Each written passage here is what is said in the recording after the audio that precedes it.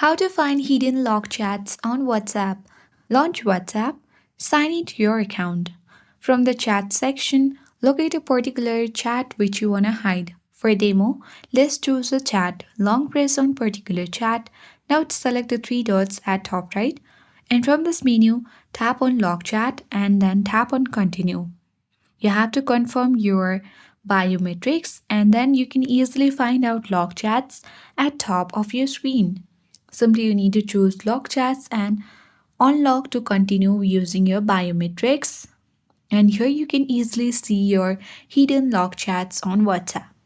You can easily tap the three dots at top right and go to chat lock settings.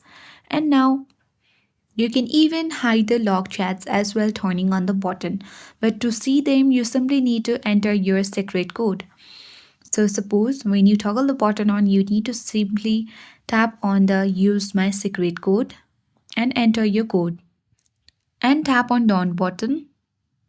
Now when you come across your home section of WhatsApp, you won't see the log chat.